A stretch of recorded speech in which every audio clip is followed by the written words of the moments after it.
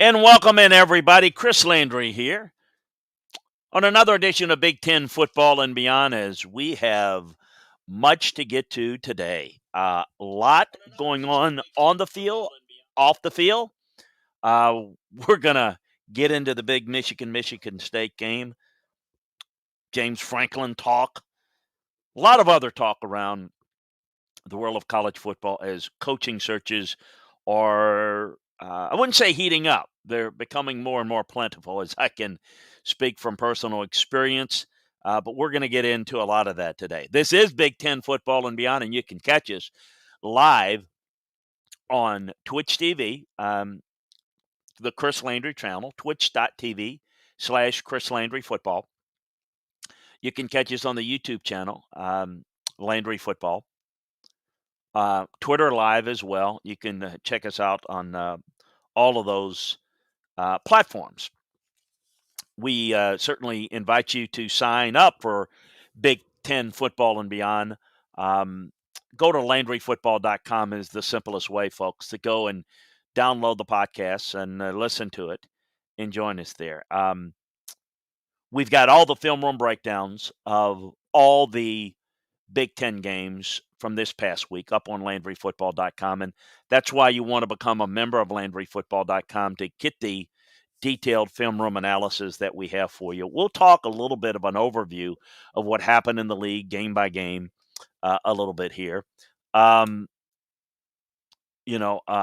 think that it's going to be of interest to you to become a member of LandryFootball.com as you get the detailed inside information. And, oh, yes, we're going to have the previews as well. A reminder to sign up for LandryFootball.com. We're going to have the previews amongst all the previews that we have this week, and we break them all down for you by conference. We're going to have a special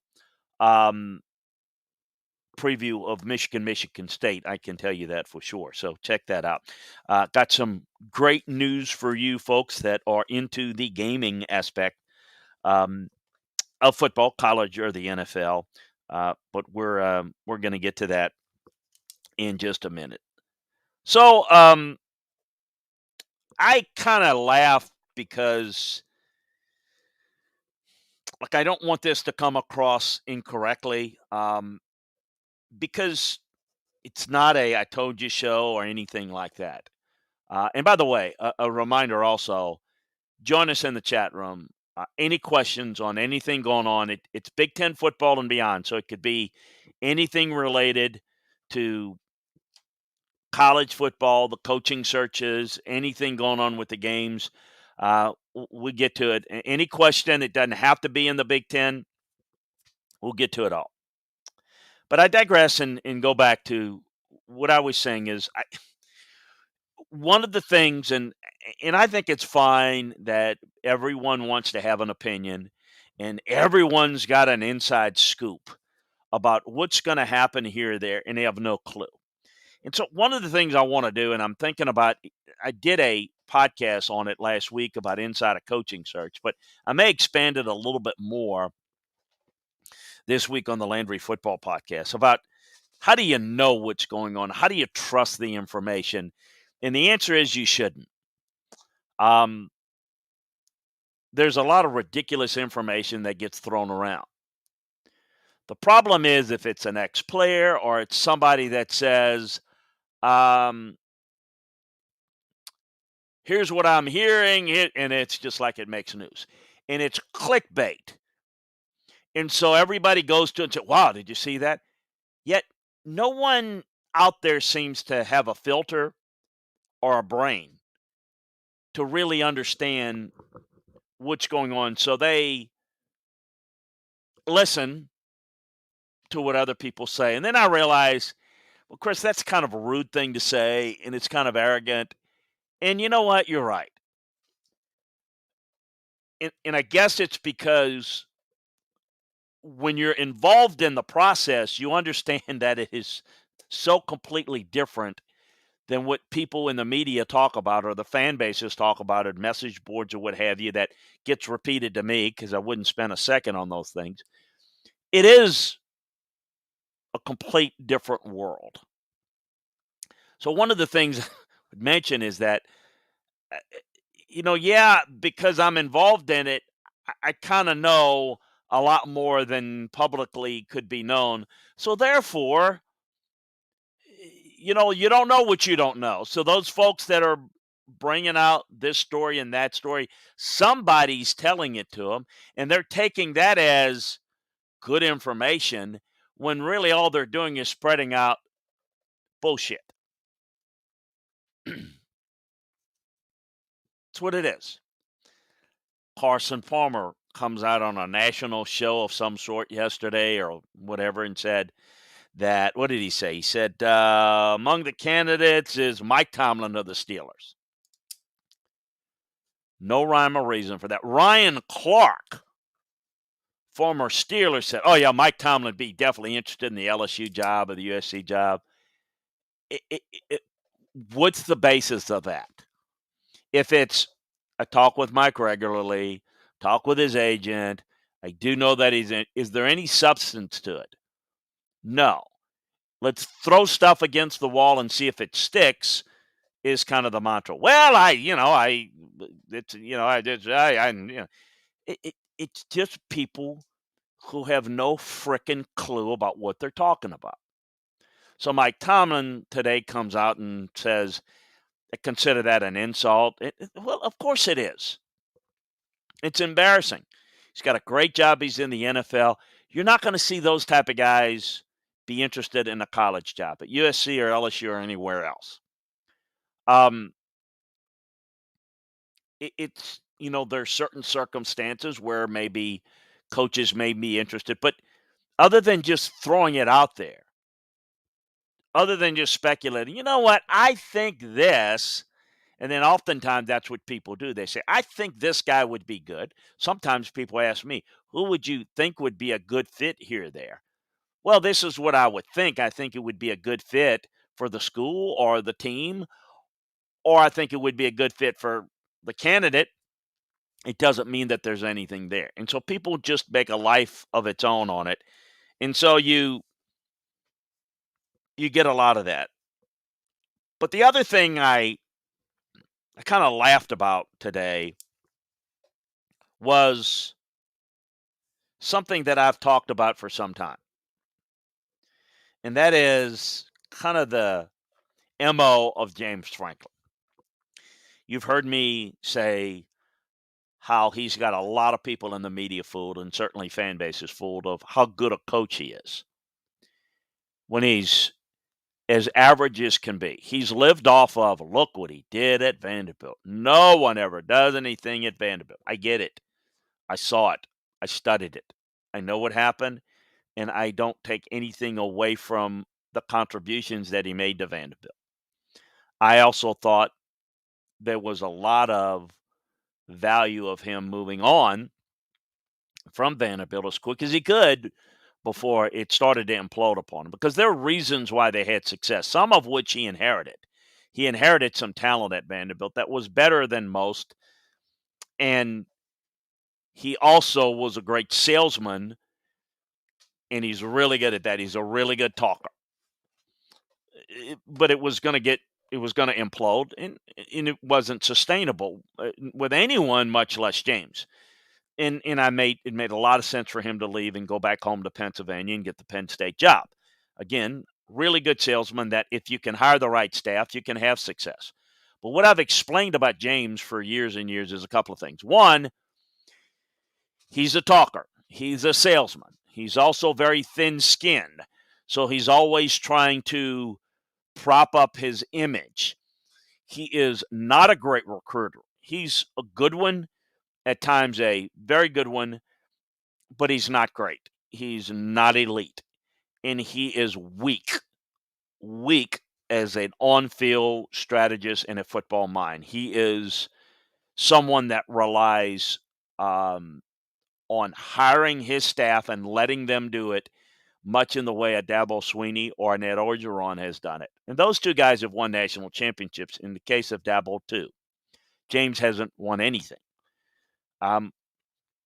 But he's a promoter, he's a self-promoter. And look, there's nothing wrong with doing that to promote your brand and to promote yourself. You just need to be smarter than that if you're in the hiring business. And I've mentioned this for a long time, and people have just kind of, oh, I don't know. Now I laugh because now that everyone is now coming to grips with, oh, wow, look at that. They're kind of falling in line and starting to quote unquote get it years after I've talked about it. James Franklin, if you have not heard, has fired his agent Trace Armstrong and hired Jimmy Sexton, the super agent that has no equal. And all agents are really good at pumping their candidates for jobs that they're never involved in. But nobody better at that than Jimmy Sexton. I talk to you about stories all the time about how things happen.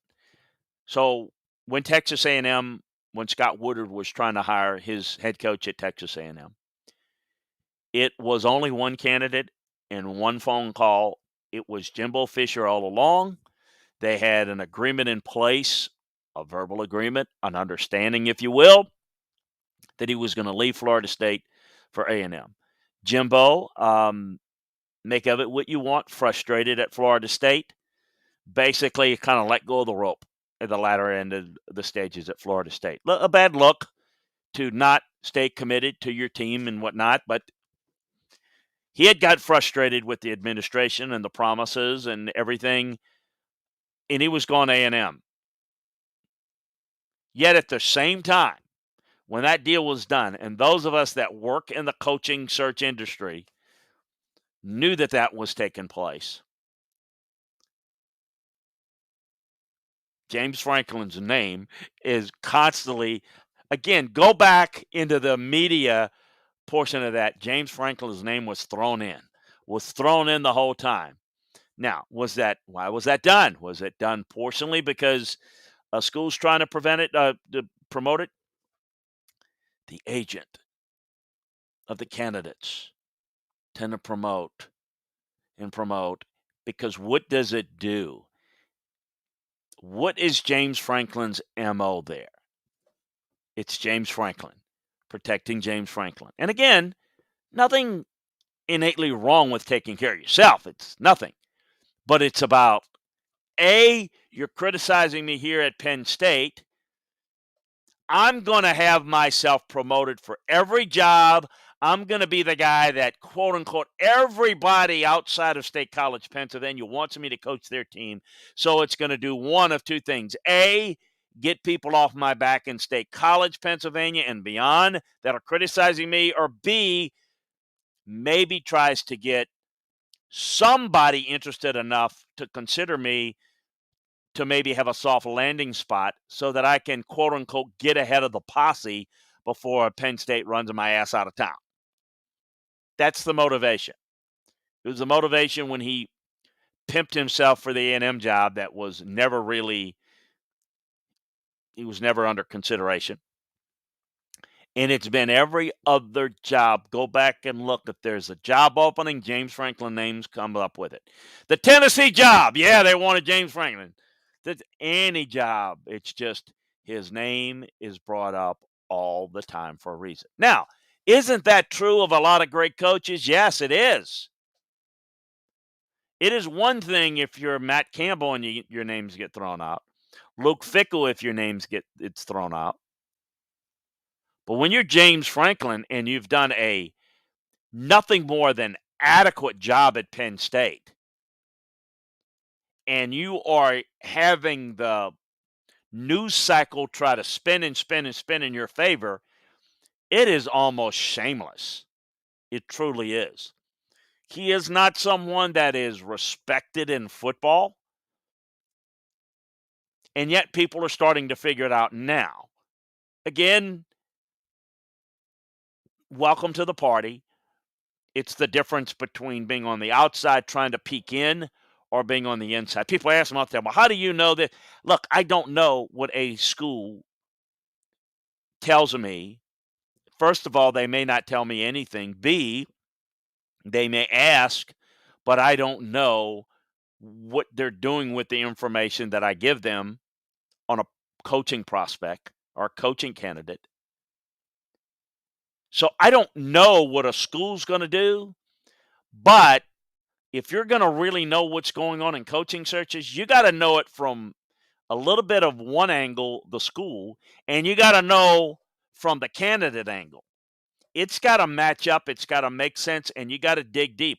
Well, when you basically do work for college programs, NFL teams, the agents, but mostly the candidates themselves, you can find out who's truly interested and who's not.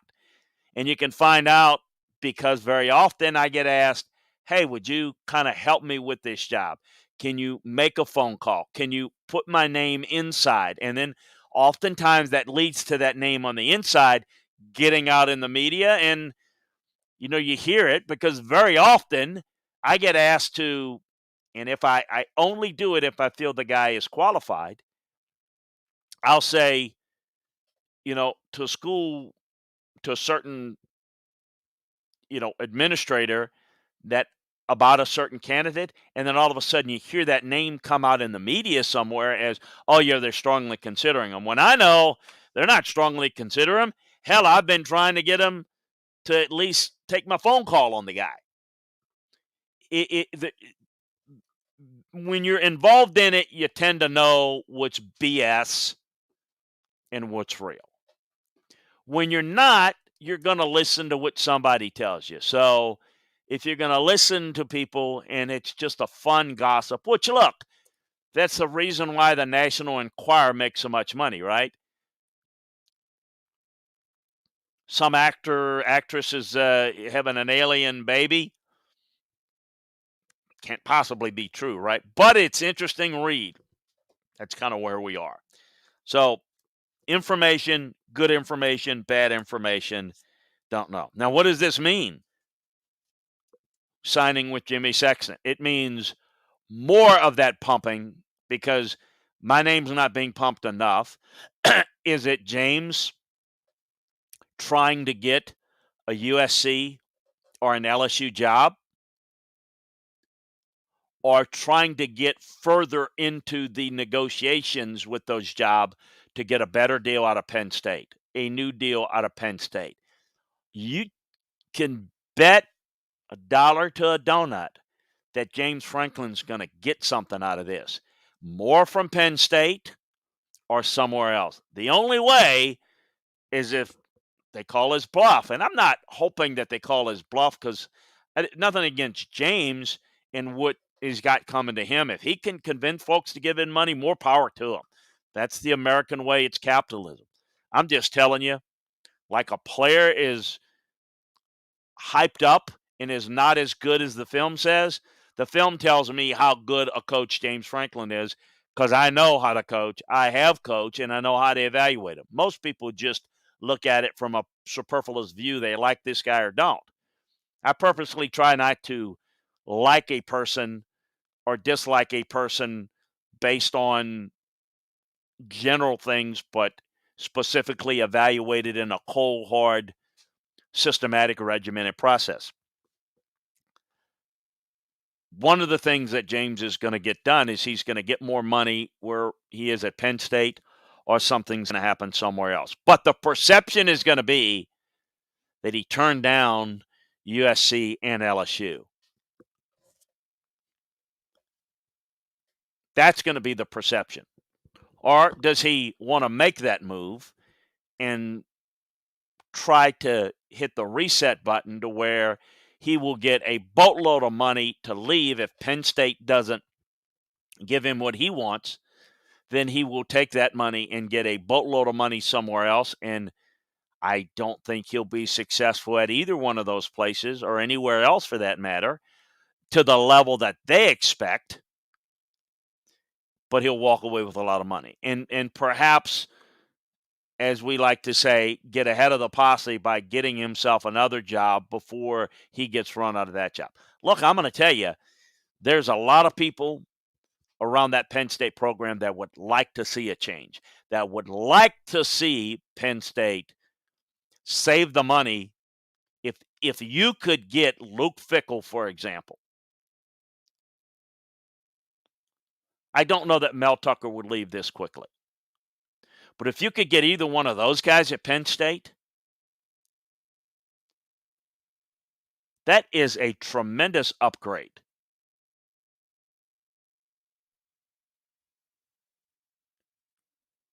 I just think that if you look at both of those guys, both of those guys would be really better coaches than James Franklin. In terms of where this would play out, I don't know. Now, look, a lot of this stuff has taken place, and I know that a lot of what came out today with quote unquote James Franklin changing his agent. Um, I don't believe for a second that this is something that's new. This is something that I think has been in play for a while. Um, I think what's happened is somebody has recently in the media has reached out to his old agent and found out that he's no longer representing him. Because my understanding is, for a while, at least over the summer, was that he was switching agents. But this is where it's all coming to a head because now people are realizing from a Penn State viewpoint that this is a pattern with him. And, so they're kind of looking at it and thinking, well, is Trace Armstrong doing this? Well, it has been Trace Armstrong, his agent. But, Jimmy's been doing this for this entire cycle. The Jimmy Sexton pushing and representing James Franklin is not something that's new. It's just come out publicly. But there's no question that this coming out now, I don't necessarily think it's James putting this out that he's changed agents. I think it's somebody in the media finding out that, oh, he no longer has this agent or that agent. But the bottom line is the MO with James is that he has been on the front end of trying to promoting himself. I have nothing against James personally. I do think he's got a lot of phony in him. I know that sounds like I do, but the reality is I just don't think there's as much substance there as other people do. And most people in football agree with me on that. And yet, I think that one of the reasons why is I think a lot of the Penn State folks would be very happy if they moved along from him. And if you could get a Luke Fickell or someone that I think there are a number of guys that would be really good fits that would be better coaches than James. In terms of the quote unquote fit, because he's a Pennsylvania guy and he likes it, I think that's fine, but I think the getting out coached, being unprepared for situations in games, and being unprepared for situations during the season are becoming clearly to the Penn State folks that they're going into big time college football games and seasons with less than elite coaching and preparation. The fact that the offense completely dies without your quarterback and you have no answer, that you quote unquote can't run the football because it was wet when Illinois is running it right. I think people don't like that. I also think there's a lot of things that go on to, that maybe are not necessarily on his plate. I don't think that, for example, he's a bad guy or he's done anything really bad. But I do think, again, staying ahead of the posse is what his framework has been. We'll see where that plays out for him going forward. Michigan State, we're going to get into it a little bit, but I want to get into some of the game actions this week and talk a little bit about some of the performance that I thought set things to play. Chase Brown, uh, aforementioned, Penn State, Chase Brown of Illinois, um, from Florida kid, a sophomore running back that's really been impressive. Did a great job. They really did a good job um, running the football against Penn State's defensive front. Kenneth Walker and Tyler Batty um, were really good. Um, uh, had 200 yards rushing this year. This guy had another one, just a phenomenal performance. I thought that Leo Chenal of Wisconsin, who is one of the best players in this league that probably no one knows a whole lot about, really good linebacker. Um, he's done a tremendous job all year long. I think that Chris Orr has done a good job for him in the past at linebacker and has been a key guy. This guy reminds me a lot of him, but even a little bit more talented. So Leo Chenal, the junior from Grantsburg, Wisconsin, is a really good one. I think Colin Larsh of Wisconsin had a really good week as well. C.J. Stroud, the freshman of the week again, deserving. How does the power rankings look? Still got Ohio State 1. Listen, I'm going to let Michigan State figure it out this week. I don't know that they're going to end up 2 and 3.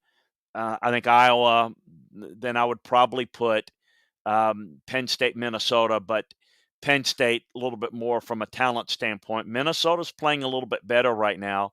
Then I would go into Nebraska, Wisconsin. Then I'd go Purdue, Maryland, maybe Illinois, Northwestern struggling, Indiana, and Rutgers kind of bringing up the rear. I want to get into some of the action from this past week and focus on some of the teams that are going to be focusing on big-time action this weekend. Michigan had Northwestern, and I thought Northwestern played well for a half. They're 7-0 for the second time. The first half I thought was uncomfortable, but they really did a good job kind of shifting momentum, doing a good job in the red zone, and really playing good defensively. The thing that jumps out at me with this Michigan team is their defensive effort has been really good. They're really a good defensive team. Now, up against a great offense, up against the speed of Ohio State at the end of the year, not so sure. I think this is going to be a test this week against Michigan State. Let me say this about the game. I'm excited. I think it's the game of the week. 2 teams unbeaten inside the league. I think there's a lot to build up about this game. But I don't think either one of these teams are playoff teams. Neither, I think the winner of this game, there's going to be a lot of talk from the local media that is, look, let's talk about, the winner, whomever it is, being a playoff contender. Well, they're really not, okay? In theory, if they win out, they could make it there. In reality, they're not that type of team. But for now, it's a great shout, and it's 2 good teams.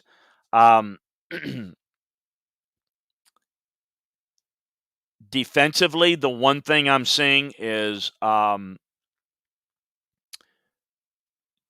defending the screen game has been a problem.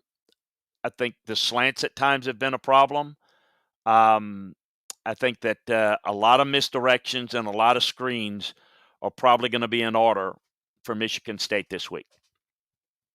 We're going to get into that in the film room breakdown over at LandryFootball.com this week, but I think that's one thing to look at. On offense, McNamara's not played poorly, but there are limitations there. McCarthy is a guy that makes a lot of plays, but I don't think they trust him in this offense because, again, they're built around the defense and the run game, and they don't want to risk the mistakes. There's probably more big plays and would be more eye-catching, but probably could cost you a game. So I'm curious to see where things are going to go there. I'm also interested, again, in seeing how Michigan State plays it offensively. relative to Michigan's defense. Um,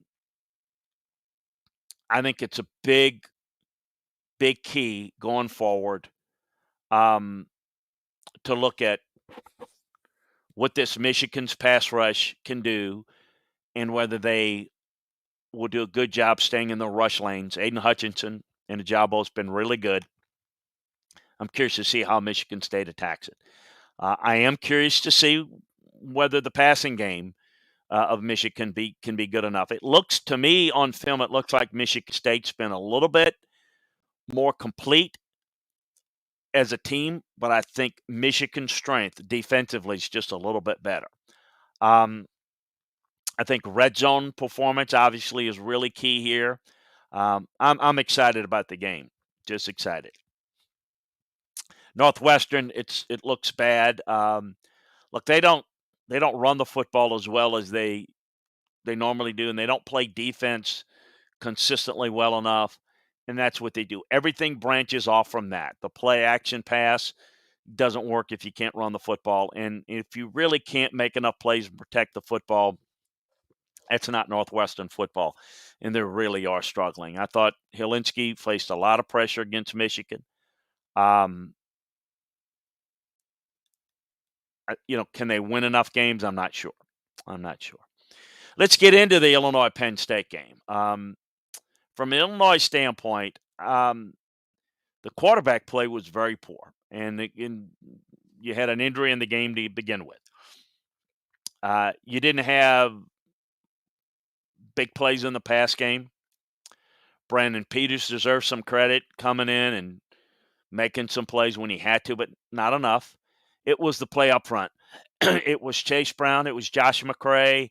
Both backs doing a really good job. I thought the offensive line did a good job. The receivers didn't get a lot of opportunities to make plays, but I thought they had the two biggest plays in overtime. Danny Navarro didn't have a lot of success, but had a couple of key plays. I thought Luke Ford and Tip Ryman and Marchese, who played fullback, played well at the tight end fullback positions. I thought the offensive line was really good. And there's no question, about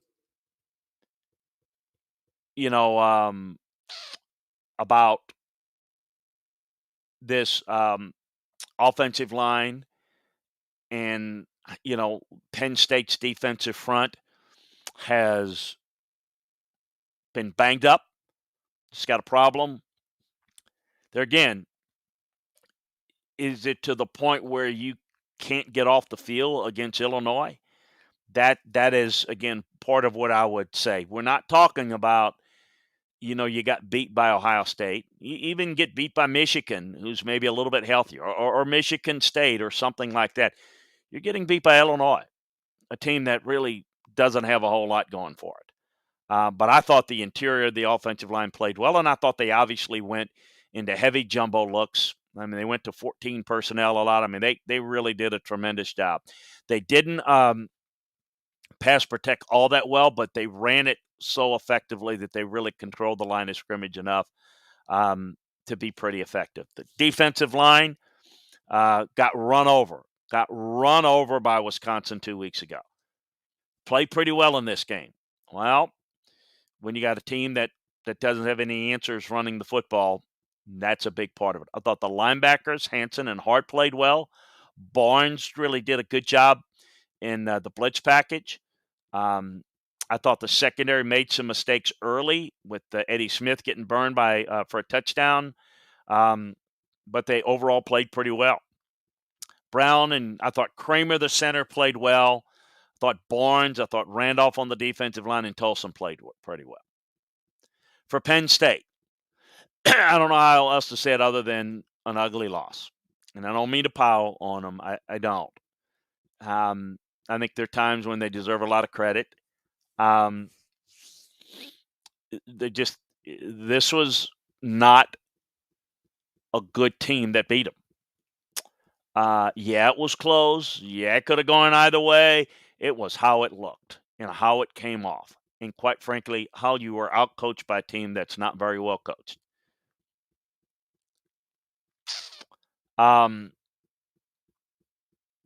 let's remind folks, this Illinois team, they did have a opening win over a Nebraska team that fumbled the game away, mistake the game away. Illinois has lost 5 of its next 6 games. The only win coming against Charlotte. Wisconsin blanked them 24-0. Illinois is a bad football team. And they didn't rise up and play well. They didn't. They just looked good against Penn State. It's one game, but that's the facts of it. I don't like the style, and this is part of what rubs me the wrong way about Franklin. First thing, well, we were affected by a number of guys unable to practice. I get it. You don't need to say it. You tell me that you don't have a deep enough roster that you can't perform better against Illinois. Okay, yeah, I get it. You think you're the only one that has injuries? You think you're the only one that doesn't have, it's the excuses. Let somebody else make that for you, not for yourself. Sean Clifford probably shouldn't have played. Why is he playing? Because they got no other answer. No other answer at quarterback. Well, it's a transfer portal, Chris. You can't keep. I get that. I work in football every day. You've got to have a quarterback that you get prepared so that your starter goes down. You can at least be competitive and at least run semblance of an offense. If your entire team is built around a quarterback, and Sean Clifford's done a nice job this year. He is not a great quarterback. It's not like you're replacing the elite of the elite. If you're going to be a big-time program, you've got to have some answers. You got to have some semblance of an offense.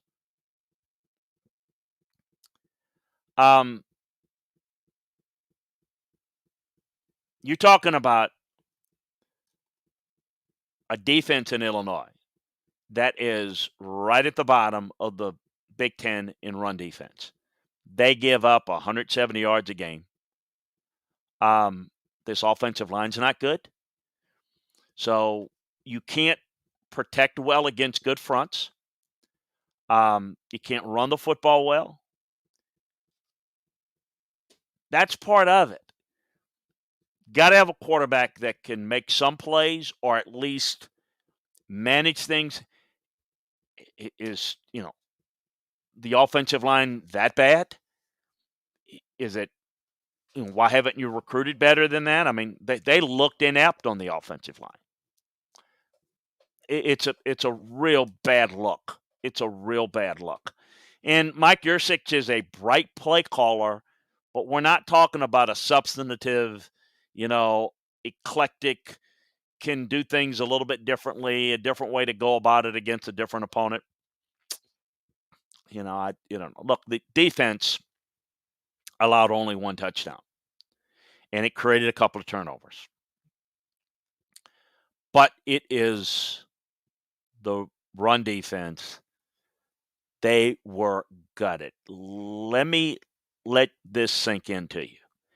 Illinois ran it 67 times. Now, when you play 9 overtimes, that affects the number of snaps. 357 yards. Chase Brown, who I think is a really good back, 33 attempts for 223 yards and a score. Josh McCray, 24 carries, 142 yards. Pass game, 8 catches, 21 attempts, 38 yards. Couldn't do anything, okay? But they couldn't get off the field against the run. Let me also remind you, this is a Penn State team that was coming off of bye. It speaks to the lack of preparation. You can, if you're going to focus and use the injury excuse, you can't use that. You lose your team, you lose your fan base. And look, I think this team completely healthy could look different. But to me, it goes to kind of what I call it is kind of a front runner type of team with James Franklin. I mean, they weren't at 5-0 and top 5 in the country. That was overvalued, that team. It was somewhat on the house of cards type of build, but This is you don't want a coach like this, in my opinion, that's going to struggle to fix things. At least that's how I see it. I could be wrong. That's how I see it. So I think there's a lot of issues going forward here in this game, in this team. I'm worried about them going forward. I'm worried about them against Ohio State. Again, other notes. James Franklin. First, he talked about the injuries. Then he said the wet day, they couldn't get the running game going. Illinois ran 400 yards on you. It wasn't raining on their side of the field. I get it. You're going to miss a PJ Mustafer. And you don't just put a guy just as good, but you got to have substantive guys that you can put in.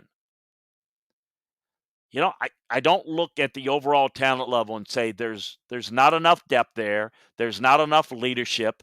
There's a poor offensive line. You lack depth.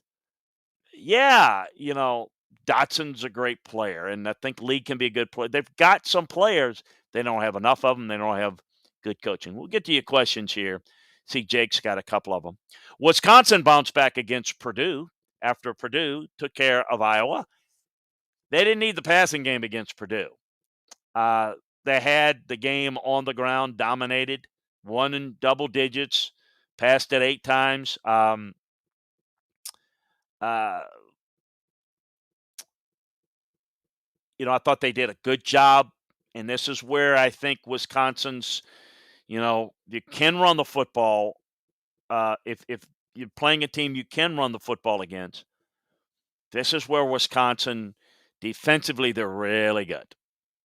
David Bell was coming off of an incredible performance. They held him in check. Karlaftis was handled. That was the most impressive. They did a really good job. The secondary generated some takeaways, which was really good. And I mentioned Leo Chenal was just outstanding.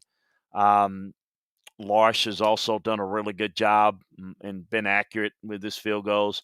And it's a big win for them. It's a ranked opponent. But Purdue, again, it wasn't a good look in terms of how they were just completely dominated.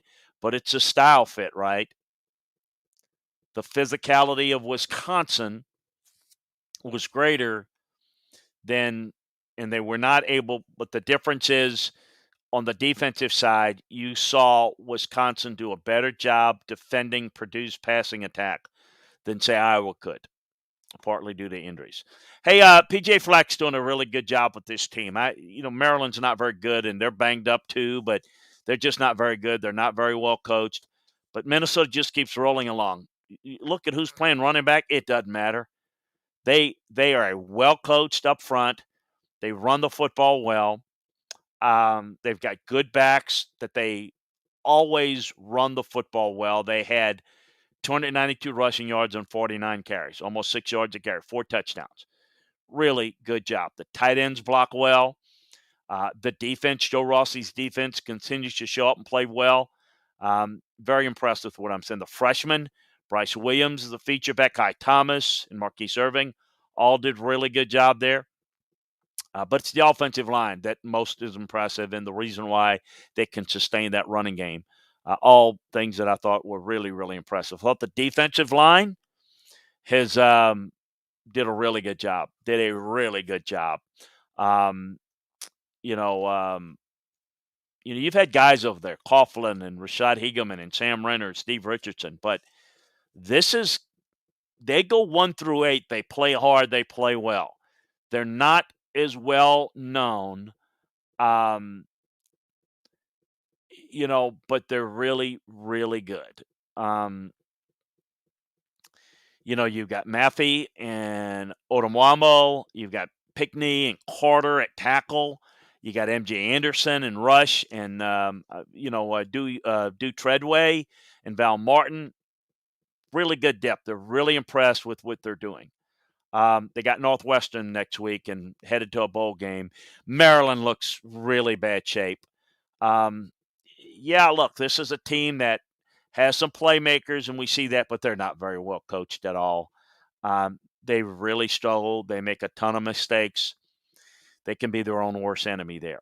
Ohio State, as I mentioned, continues to impress, continues to look good. Look, it's Indiana, and Indiana's not playing well. They dominated them. They held them to like 84 yards. Defensively, Indiana couldn't get anything going in this game.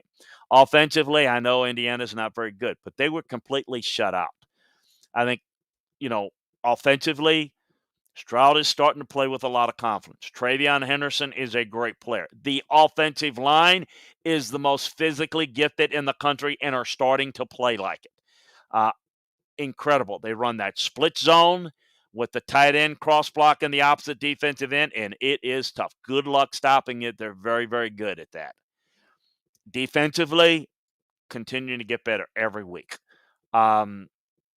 The linebackers were really good in the run game, good in coverage. I still worry a little bit about them being elite defensively, but can they get better and better and complement their offense?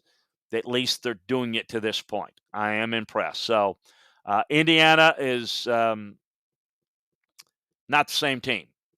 You know, this is a case where a team that is, and I look at these a little bit differently. A developmental program like Indiana, when they lose guys, replacing them are not as easy, and replacing injured guys are not as easy. Not as good as a program. It's why I would be a little bit harder on a Penn State than I would be on an Indiana. The matchups this week that are the most, we got Rutgers, Illinois, Indiana at Maryland, Iowa, Wisconsin's really intriguing.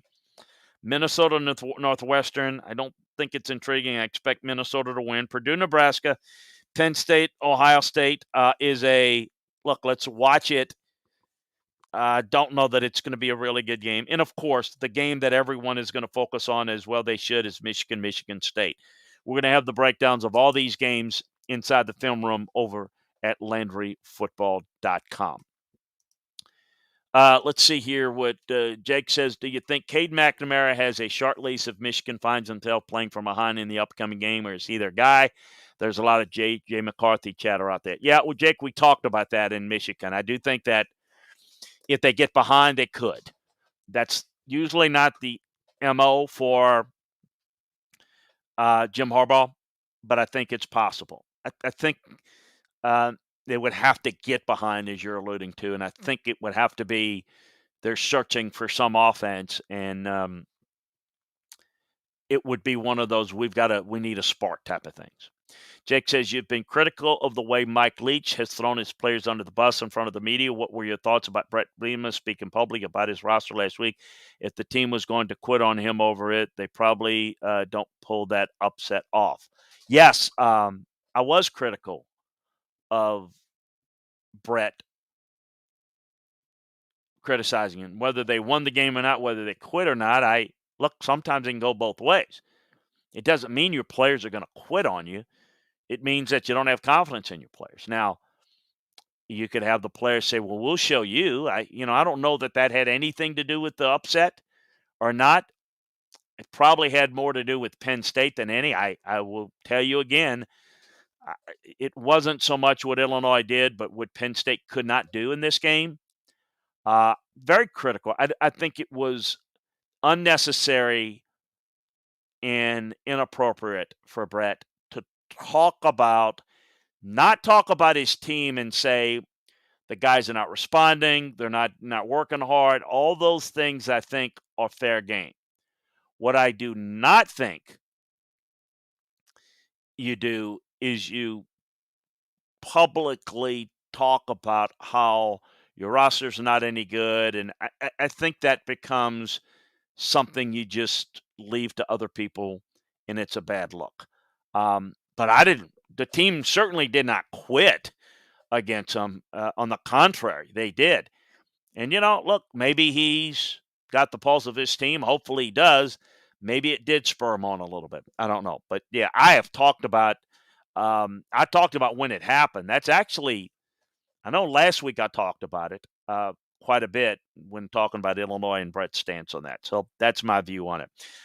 Hey, want to remind you that if you're into sports betting, you know how quickly the lines can change. And when you've got a lot riding on those odds, it pays to stay ahead of the curve. So before placing your bets, Listen to the Daily Tip presented by BetMGM for the best betting analysis and information. They are fun, they're informative, and they're extremely helpful. A lot can change between last night's game and today's odds. The Daily Tip gives you an early look at all the angles. Hosts Michael Jenkins and Chelsea Messenger break down the big takeaways and make sure you know everything you need to know to bet smarter. With featured guests like bookmakers, Odyssey insiders, and BetMGM experts, you always get a fresh take on the action. Your friends will be wondering what you know that they don't. Not that you have to tell them where you heard it. As much fun as it is to bet on the game, it's even more fun when you've got the inside scoop. Ready to bet with an edge?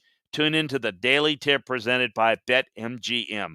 Listen weekdays 6 a.m. to 9 a.m. on Odyssey, Spotify, or your favorite podcast app. A reminder again to check out all the film room breakdowns at LandryFootball.com of this past week's actions, as well as a look ahead to this week's actions. We've got it all for you. Appreciate you joining us. We'll be back in a little bit to talk a little ACC football with ACC football and beyond. Have a great one, everybody. Talk again later.